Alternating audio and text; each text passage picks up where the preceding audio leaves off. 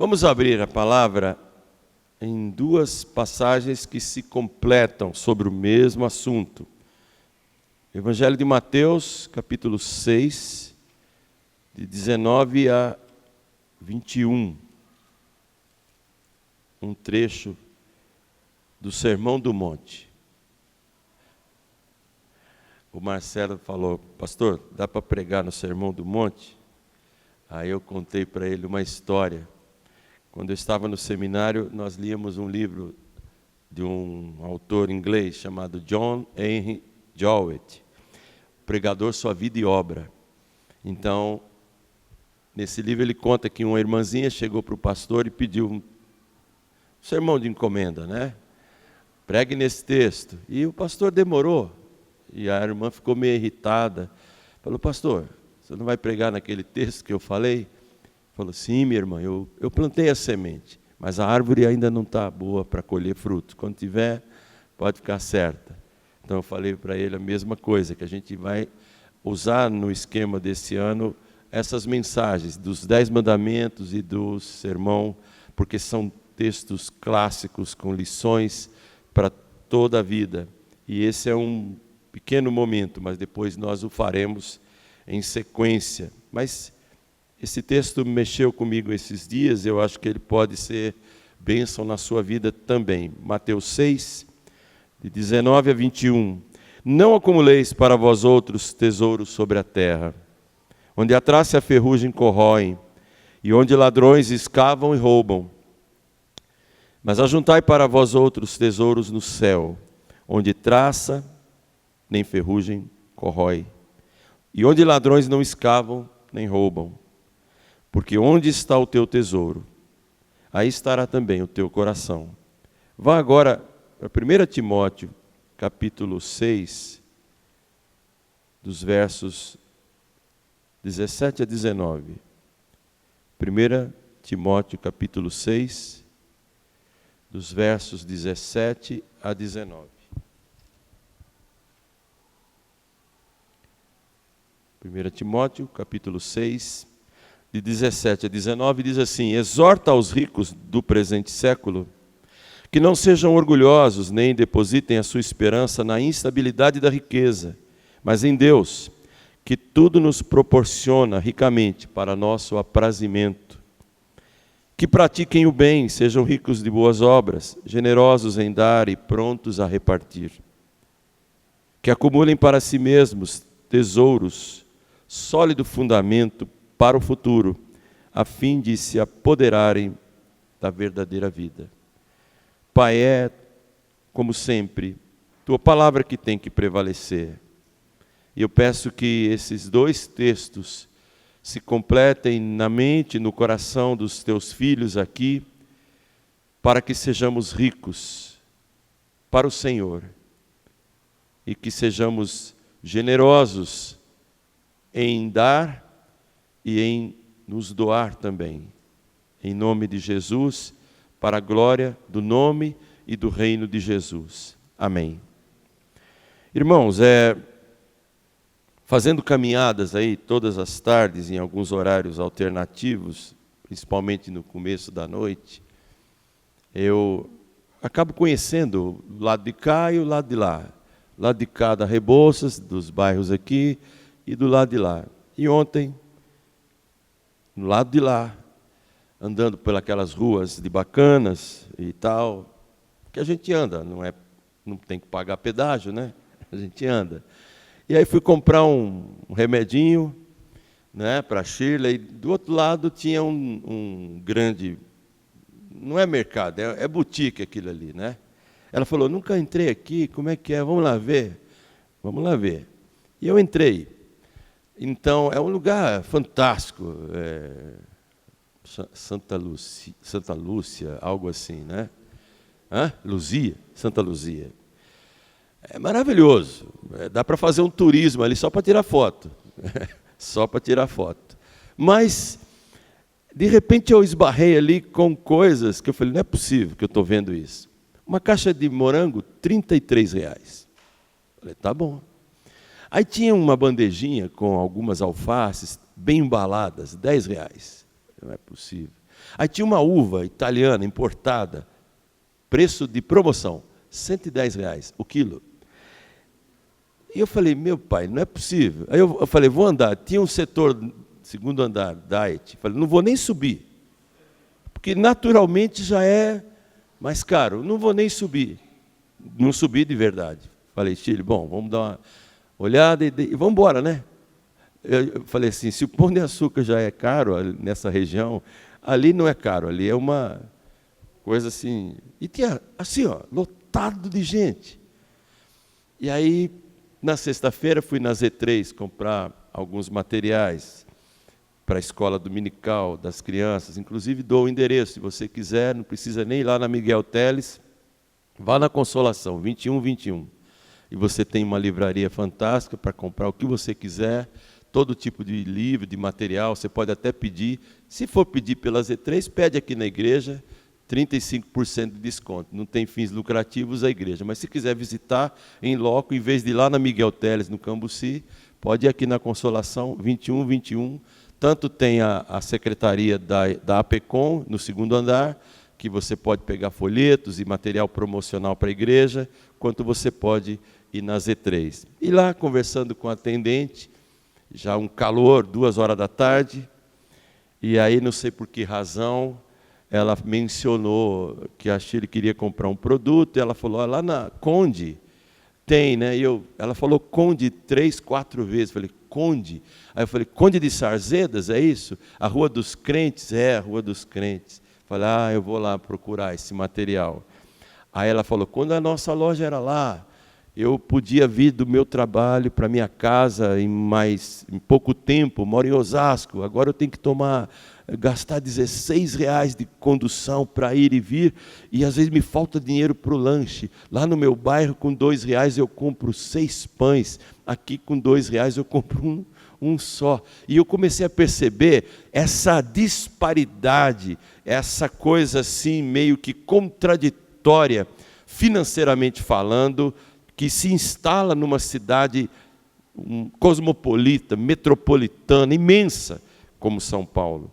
Você, no mesmo bairro, às vezes, encontra uma riqueza absurda e, ao mesmo tempo, uma pobreza absurda.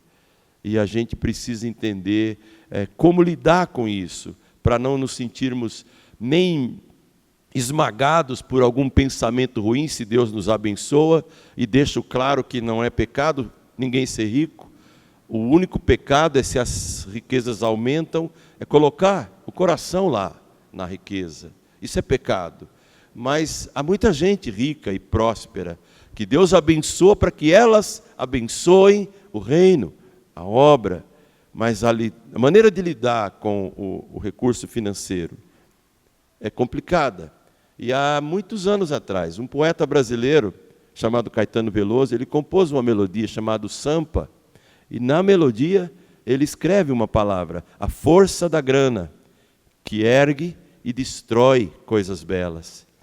E a gente sabe que o dinheiro, na linguagem bíblica, o amor a ele é a raiz de todos os males. E alguns, na cobiça de ter, atormentaram a si mesmo com muitas dores, trouxeram dores também para os seus queridos.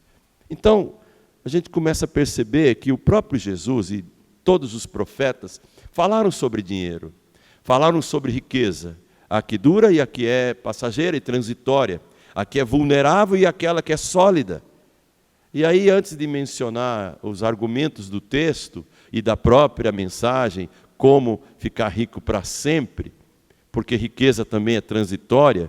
Por isso que Paulo, em 1 Timóteo 6, ele fala, avisa aos ricos do presente século, que eles não depositem a sua esperança na instabilidade da riqueza, mas depositem a sua esperança em Deus. E se continuarem ricos, que sejam generosos em dar, porque Deus tudo nos dá para o nosso aprazimento. Logo, aquilo que Deus te dá, você tem que curtir, saborear, e não apenas idolatrar. Não adianta você ganhar e prosperar e de repente ter aquele prazer de ficar vendo só o extrato do banco. Você pega o extrato todo mês e fala, minha poupança subiu 0,56%. E aí você fica feliz da vida. E a tua mulher fala, me compra um vestido. Teu filho fala, pai, uma pizza de sábado. A tua filha fala, um danoninho especial, pai. Uma bicicleta, pai. Não, não faz isso. Deus dá para você curtir, ter prazer, e não para você ser dominado por aquilo. Aí, eu li esse livro há muitos anos atrás. É muito curioso, é de um psicólogo cristão, não sei se chileno, enfim, é latino, Bernardo Stamateles, Gente Tóxica. E é muito interessante, é um livro cristão com abordagem psicológica, mas ele conta duas histórias que eu empresto agora para abrir o sermão dessa manhã, com relação a essa força terrível, que é lidar com questões financeiras e com riquezas, as que valem a pena e as que não valem a pena. Ele conta, primeiramente, uma história sobre um rei, e esse rei queria, de toda maneira, saber qual era a diferença entre um avarento e um invejoso. Era a ideia dele, né? Então ele chamou duas pessoas, e ele disse o seguinte, para um de vocês, eu vou dar tudo que você pedir, mas para o outro eu vou dar o dobro. Para um de vocês, ele queria saber a diferença entre avarento e invejoso. Ele chamou duas pessoas. Para um eu vou dar tudo que você pedir, para o outro o dobro. E ficou assim, o invejoso falou, bom, deixa eu ver se eu entendi. Tudo que eu pedi o senhor vai me dar, mas para o outro o senhor vai dar o dobro. Sim. Então o invejoso disse para o avarento, peça você primeiro. E o avarento disse, não, sou cavalheiro, por favor, pede você primeiro. E o invejoso falou, então tá, eu peço primeiro, que me tirem um olho. Pronto. Veja a que ponto chegou o camarada. Ele não queria nada, ele queria tudo. Mas já que o outro ia receber o dobro, eu fico só com o olho, mas ele fica sem nenhum. Que terrível. Isso é assim mesmo. Aí uma outra história, e essa eu mudei só um personagem, para ficar mais adequado. Havia um homem vendendo caranguejo na praia, isso é muito comum. E ele tinha 2 baldes de caranguejos, cheios de animais vivos. Um deles estava coberto com uma rede, um balde cheio de caranguejo vivo, coberto com uma rede. O outro balde cheio de caranguejos vivos, completamente tampado, hermeticamente tampado. Uma mulher perguntou, por que você cobriu um balde com uma rede frágil e o outro está lacrado? E ele, o vendedor, respondeu, porque eu tenho 2 tipos de caranguejo. Um só de japoneses, o outro só de brasileiros. O balde com caranguejo japonês eu deixei só com uma redinha, porque quando um tenta sair e não consegue, os outros ajudam e acabam todos saindo. Mas o dos brasileiros eu deixei lacrado, porque quando um tenta sair, o que está lá embaixo puxa ele e ele não consegue sair. O outro tenta sair, o outro puxa e ninguém sai, todos ficam lá. Então, por isso, esse aí eu deixei, o do japonês eu deixei lacrado, e o do brasileiro só com a redinha, porque eles não vão conseguir sair, um não vai ajudar o outro, vão ficar todos lá. Tudo isso, essas pequenas histórias, nos ajudam a entender que nós precisamos mudar nossos valores, nossos conceitos. E Jesus, no Sermão do Monte, ele lida com todo tipo de assunto.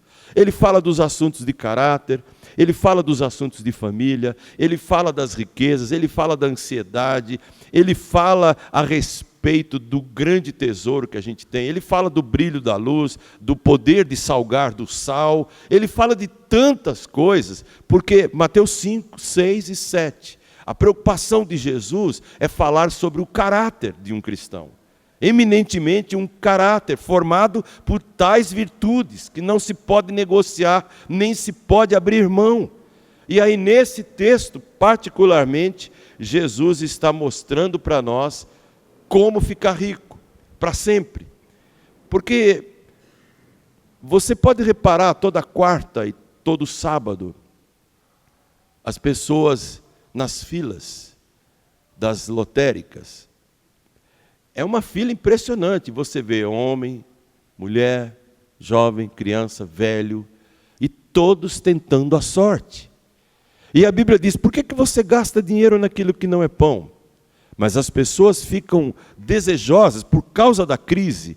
Eu não sei se em todos os países tem lotérica, mas aqui a lotérica é um verdadeiro ídolo a ser amado. E aquela coisa de pensar, o que eu farei com 200 e tantos milhões? 20 milhões. E Jesus quer que você mude o foco. Por isso eu quero perguntar e responder, como ficar rico para sempre? A primeira parte da resposta está no verso 19. Fuja de investimentos de risco. Você quer ficar rico para sempre?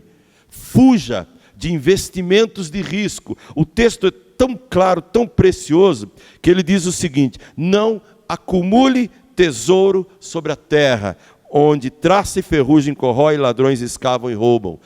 Todos os investimentos que fizermos sobre a terra são investimentos sujeitos a risco.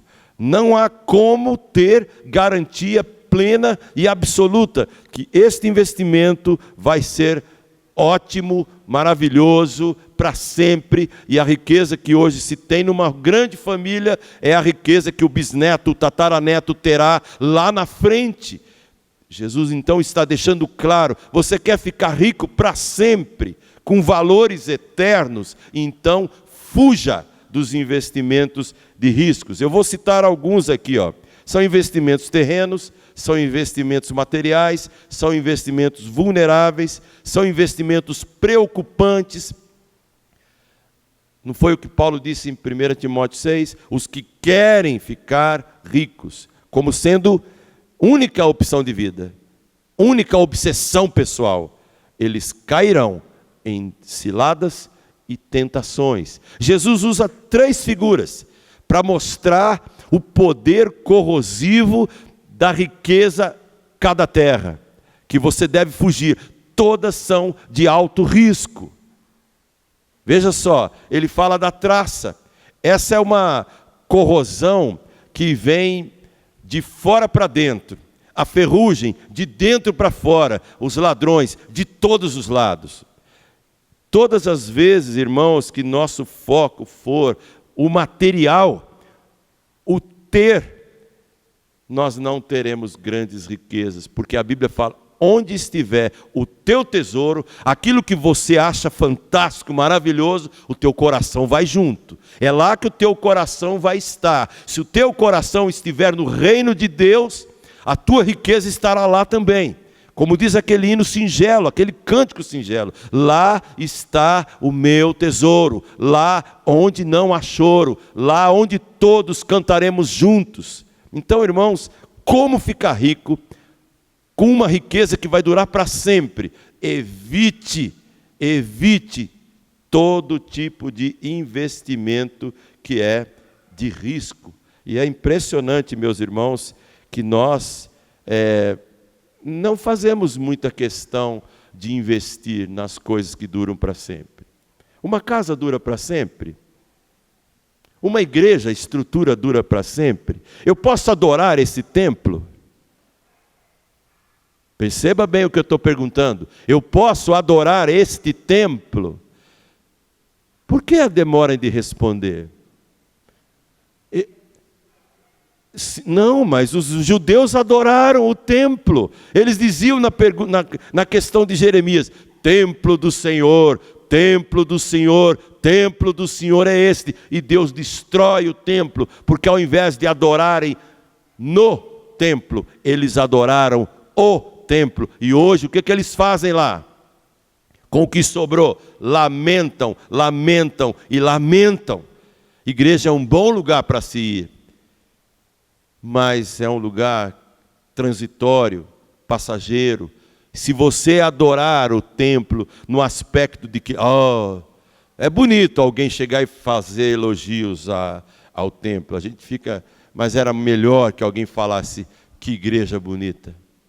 O templo Pode ser debaixo de uma árvore. Eu já tive a bênção de ter uma congregação debaixo de uma árvore, durante 1 ano e meio, debaixo de uma árvore. Não havia espaço físico, não havia. Então era debaixo de uma mangueira. E funcionou bem. Crianças de um lado, adolescentes e jovens do outro, e adultos do outro. E era ali que funcionava o trabalho. Só não dava para dia de chuva. Quando chovia, ficava no carro, ia para casa, não tinha jeito.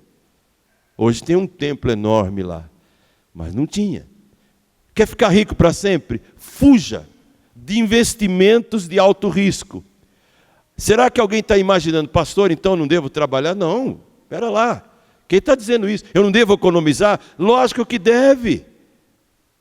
Mas não idolatre nada disso. Não fique tão obcecado por isso que você mate sua família, suas amizades. Não fique pensando que você domina todas as circunstâncias. Quem estuda um pouco de história do mundo vai ver que as quedas e quebras das bolsas fazem com que pessoas com uma fortuna imensa, no outro dia sejam miseráveis. Até hoje, brasileiros lamentam, igrejas lamentam, reclamam que o Collor sequestrou a nossa poupança. E todos morreram de fome, igrejas se fecharam, pessoas se mataram. Vocês estão aqui, vocês estão vivos aqui. O dono do ouro e da prata não está nem aí para o Idi Amin Dada, para o Hitler, para os Ayatollahs Khomeines, para os levis da vida, para os donos das fazendas e de tudo mais. Eu amo uma história verídica contada por um amigo meu, José Luiz de Melo Pita, contando a história do pai dele, Pascoal Pita, que foi empregador, itinerante, distribuidor de folhetos por tantos lugares na Sorocabana da vida. E ele era um evangelista constante, ousado, intrépido, incômodo, inconveniente, obedecendo a ordem de Paulo. Seja oportuno ou não, fale. E ele falava, sentou do lado de um camarada, talvez o mais difícil de todos da vida dele. Viagem longa, pegando aqui na Júlio Prestes, entrando por esse interiorzão afora, sentou um sujeito calado, que nada dava de brecha para ele evangelizar. Até que ele pensou num esquema, e ele disse o seguinte, está vendo aquela fazenda enorme ali, cheia de gado, pereré, do meu pai? E isso ele fez, para encurtar a história, ele fez 1, 2, cada fazenda imensa, seja de parte agrícola, seja de pecuária, ele falava, é do meu pai, é do meu pai. E o camarada de repente se incomodou e falou, como é o nome do teu pai? Meu pai é Deus. E aí entrou com o evangelho e fim de conversa. A riqueza daquele homem era, puxa, o pai desse cara é rico. A riqueza do Pascoal era, o meu pai é rico, o meu Deus é rico. Quer ficar rico para sempre? Fuja dos investimentos de alto risco, que são aqui da terra. Enquanto você prospera, porque Deus é bom de abrir portas, é bom de multiplicar sementes, seja generoso, abençoe outras vidas com aquilo que Deus te der. E Ele vai te dar muito mais para que a sua generosidade glorifique a Ele. Mas continue adorando a Deus e continue mandando no seu dinheiro e não deixando Ele mandar em você. Você quer ficar rico para sempre? A segunda coisa, reconheça as riquezas eternas. No comecinho do verso de número 20, ele fala, no começo do 19, não acumule tesouro sobre a terra. Mas no começo do verso 20, ele fala, mas ajuntai tesouros no céu. Ou seja, é possível ter tesouro no céu? É. Nós vamos falar isso no terceiro ponto. Como é que se ajunta tesouro no céu? Agora, crentes têm que reconhecer que eles têm um patrimônio incalculável, que dura para sempre. Eu não vou listar todo o patrimônio, porque não dá. Não temos tempo hábil para isso. Quer ficar rico para sempre? Fuja de investimentos de risco. Mas em segundo lugar, reconheça a enorme riqueza que você já possui, o grande tesouro que você tem no céu. Eu vou dar nome de cada moeda. Tesouros que estão imunes aos ataques de todas as pragas. Olha só quanta joia. Amor eterno é um tesouro incalculável. Eleição eterna diante de Deus. Reconheça que Deus escolheu os seus. Os seus Ele escolheu. Não me pergunte como Ele faz, não me pergunte por que Ele faz, mas Ele faz. Ele escolheu os seus e Ele vai pegar, Ele vai buscar, Ele vai trazer, Ele fará isso. Ele fará. Então há uma escolha eterna feita por Deus antes da fundação do mundo. Isso é uma riqueza, um tesouro imune a um ataque de qualquer praga, de qualquer traça, de qualquer ladrão, de qualquer ferrugem. Uma pessoa riquíssima materialmente pode ficar paupérrima materialmente, mas se ela tiver o grande tesouro de Jesus, por isso que Paulo fala, nós somos um vaso de barro, e temos dentro de nós um tesouro precioso. Reconheça isso para você fazer realmente investimentos no céu. Você ser rico para sempre. Reconheça as riquezas eternas. Olha só, amor eterno, eleição eterna, salvação eterna. Você já pensou quanto custa a salvação de uma alma? Em money, quanto custa? Pensa um pouco. A Bíblia diz, você foi comprado por preço, você não é de você mesmo, você não se pertence mais. Glorifique a Deus no seu corpo, o teu corpo, a tua vida, tua salvação eterna é dele, é riqueza, redenção eterna, justificação eterna, adoção eterna, você tem esta riqueza, você foi adotado eternamente, isso não se perde, isso não se corrói.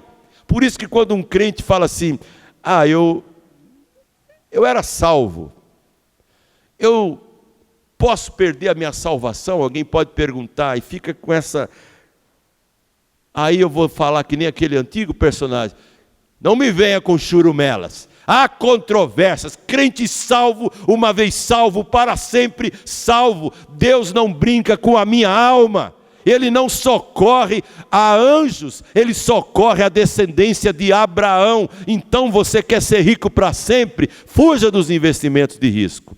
Mas reconheça o patrimônio, a riqueza eterna que você tem. Eu só estou dando os nomes dessa riqueza.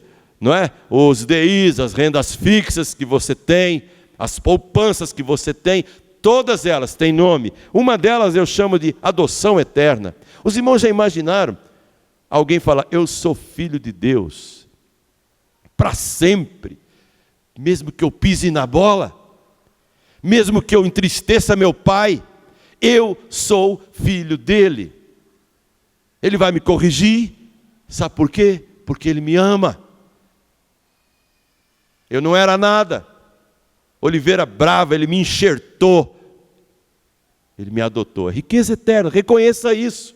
Outra riqueza eterna, a graça. A graça de Deus é eterna, maior que o meu pecado. Outra riqueza, o perdão eterno. Se eu bater na porta de Deus diariamente e falar, Senhor, eu estou aqui. Ele vai falar, eu já sei por quê. Fez coisa errada, pecou. Ainda bem que você veio, meu filho, porque quem não é meu filho não vem. Quem não é meu filho não me pede perdão. Quem não é meu filho não se arrepende. Quem não é meu filho não perdoa ninguém. Riqueza eterna você tem, reconheça isso. O perdão eterno de Deus é seu patrimônio, ninguém vai roubar isso. Outra riqueza eterna, Paulo chama de herança eterna nos céus. Tem hora que eu fico pensando, como é que será que é ir para o céu? Eu vou descobrir um dia, ainda não sei. Porque a Bíblia autorizou um poeta a escrever há 2 séculos atrás. Metade da glória celeste jamais se contou ao mortal. Tem uns negócios na Bíblia, seio de Abraão, tem lá uns negócios que falam ruas de ouro. Isso é só para dar uma metáfora de esplendor, de majestade, mas uma coisa que é boa no céu é que Jesus vai estar lá. O resto não tem importância. Tem gente que fala assim, eu vou lá me encontrar com a minha mãezinha. Que isso, rapaz? Mãezinha, vovozinha, tiozinho. Não tem essa, do céu é outra ligação, é outra história.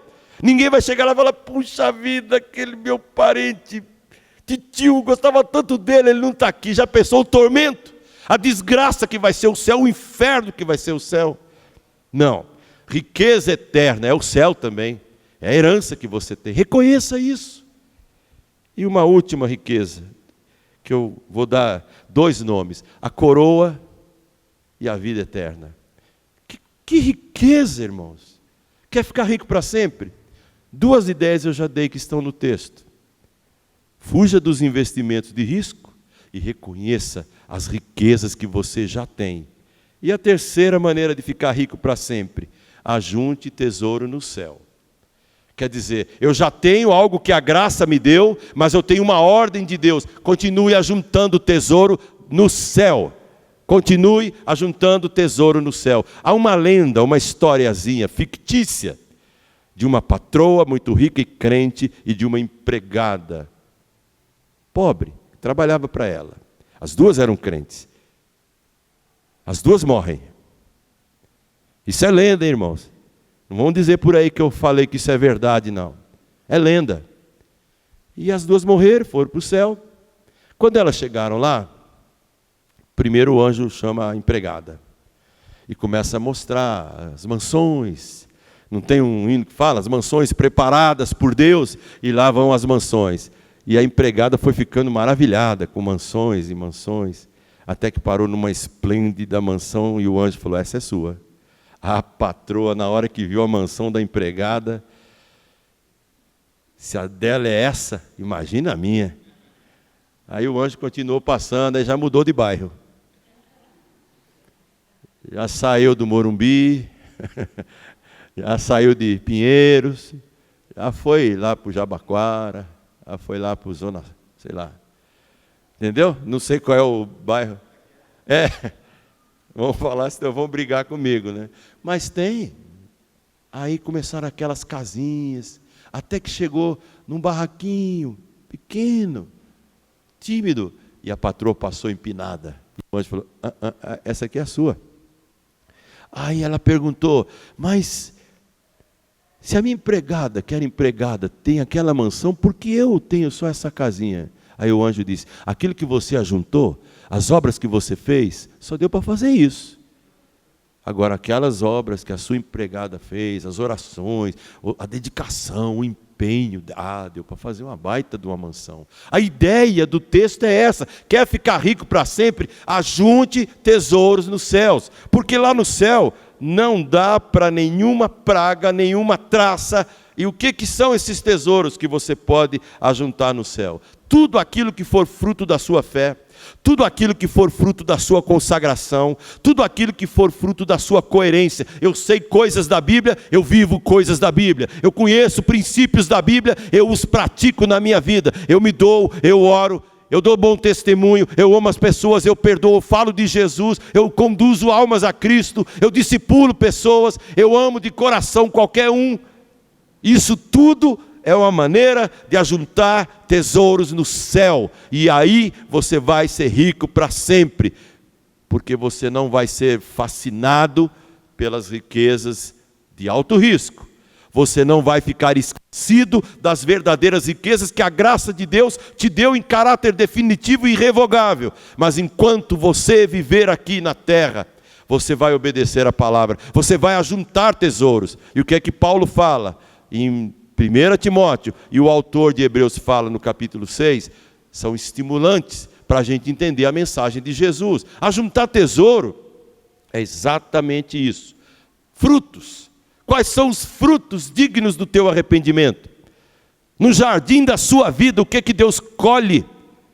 O que Ele tem colhido? Abra sua Bíblia em Hebreus capítulo 11. Olha que maravilha, um exemplo de um personagem que está na crista da onda hoje aí, um tal de Moisés. Abra lá em Hebreus 11, olha o que ele fez. Hebreus capítulo 11, dos versos 23 a 26.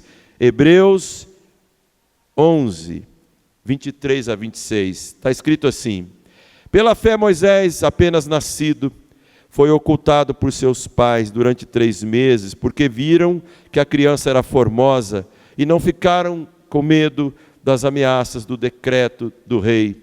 Pela fé, Moisés, quando homem feito, recusou ser chamado filho da filha de Faraó, preferindo ser maltratado com o povo de Deus, a usufruir os prazeres transitórios do pecado, porquanto considerou a vergonha de Cristo por maiores riquezas do que os tesouros do Egito, porque contemplava o galardão. No mesmo livro, Hebreus, capítulo de número 6, duas passagens do mesmo livro, capítulo de número 6 de Hebreus, do versículo 10 a 12. Olha que maravilha. Deus, Hebreus 6, 10. Ajunte tesouro no céu, porque Deus não é injusto para ficar esquecido do vosso trabalho. Deus não esquece do amor que você demonstra para com o seu nome. Deus não esquece porque você serve e ainda continua servindo aos santos. Quem ajunta tesouro no céu não serve a si mesmo, não serve a seus próprios interesses. Ama a Deus e serve os interesses de Deus e os dos outros. Mas aí o autor de Hebreus, no verso 11 e 12 do capítulo 6, ele diz: desejamos, porém, que ninguém peça aposentadoria. Continue cada um de vós mostrando até o fim a mesma diligência para a plena certeza da esperança, para que vocês não se tornem indolentes, mas imitadores daqueles que pela fé e pela longanimidade herdam as promessas. Tem crente que já fala assim, e isso eu vou usar uma palavra forte: abomine, no meu tempo. Morre infeliz. Pede para sair. Pede, no meu tempo. Você está vivinho, não está? Algo Deus ainda tem para você. Um velho, um idoso, é o maior patrimônio da igreja. Sabe por quê? Porque ele tem história para contar, ele tem exemplos para compartilhar, ele tem vitórias para dizer: eu vi isso na minha juventude, eu ainda estou aqui para anunciar que o Senhor é reto, nele não há injustiça. Quando pegaram um jovem desesperado, questionando a providência, fui mandado embora, minha namorada me abandonou, pega um irmão idoso, e aí meu irmão, o que o senhor me fala? Continue perseverando, o melhor Deus tem para você. E aí a gente começa a ficar pequenininho, pequenininho, pequenininho, pequenininho. Continue até o fim. A tua diligência de 5 anos atrás tem que ser muito maior agora, porque você está juntando tesouros no céu. Cada pessoa que você ganhar para Cristo é um tesouro de valor incalculável. Cada folheto que você distribuir, cada oração que você fizer, cada maneira sensível de tratar o outro, é tesouro que você ajunta no céu. Isso é uma riqueza que não tem preço. Quer ficar rico para sempre? Fuja dos investimentos de risco. Reconheça a riqueza que você já possui e continue ajuntando tesouros no céu.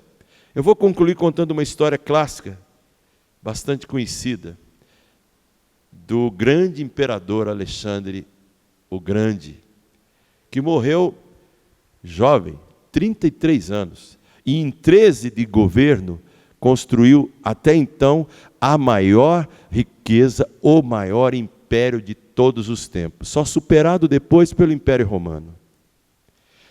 Um pouco antes de morrer, ele chamou os seus grandes generais e ele disse: olha, no meu enterro eu quero que aconteça 3 coisas. No meu enterro, 3 coisas eu quero que vocês não esqueçam. A primeira, que os médicos carreguem o meu caixão. A segunda, que toda a riqueza e tesouro que eu tiver, vocês vão colocando no caminho até o sepulcro e deixem por lá.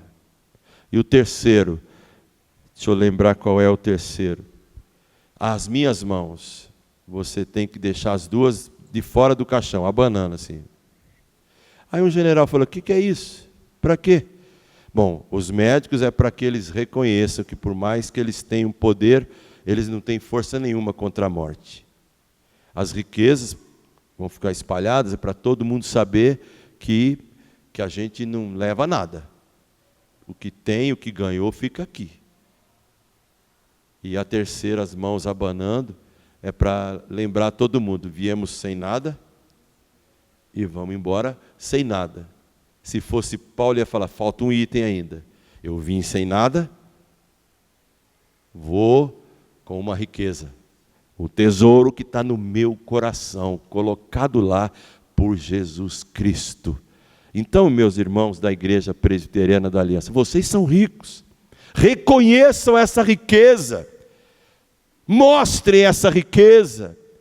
Continuem ajuntando tesouros no céu. E mostrem na cara, irmãos. Na cara, na alma, no sorriso. Sejam contagiantes. Sejam pessoas que se empolguem e empolguem os outros. Porque ninguém vai andar para lá e para cá, capenga, falando, feito aquela hiena do desenho. Ó, vida cruel, ó dia, ó inflação, ó Dilma. Deixa a Dilma lá, coitada, ela é pobre. A turma fica, puxa vida, é muita corrupção. Mas as traças fazem isso mesmo. Mas a riqueza que você tem não tem corrosão. Não perde a validade. Se entusiasme, não só durante esse ano, se entusiasme durante a sua vida e ajude muita gente pobre, miserável, cega e nua, levando a elas o Evangelho. E eu concluo dizendo um cântico que um dia a gente vai cantar de novo aqui. Pare de ficar sofrendo angústia e dor, dizendo às vezes que você não é ninguém. Pare de lamentar e de dizer que você não é importante. O Espírito Santo se move em você, Ele está em você. Portanto, levante, cante, exalte ao Senhor. O resto, sabe o que é o resto? Na linguagem de Paulo, o resto é lixo. Aliás, lixo é uma palavra muito doce. Ele chama de coisa pior. É aquele esterco fedido, cheirando repolho, cheirando, sabe, aquele rabanete, aquele peixe de 3, 4 dias. O resto é esterco diante da sublimidade de termos o conhecimento de Jesus Cristo. Louvado seja aquele que nos enriqueceu tanto. Em nome de Jesus. Amém.